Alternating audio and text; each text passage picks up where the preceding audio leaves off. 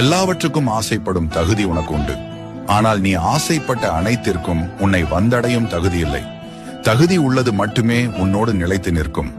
உன்னை செதுக்க ஒளி தேவையில்லை. பலரது அவமானங்களும் சிலரது துரோகங்களும் போதும். நான் யாரிடமும் அதிகமாக பழகுவதில்லை. காரணம் பயத்தினால் இல்லை, பட்டது போதும் என்பதால்தான்.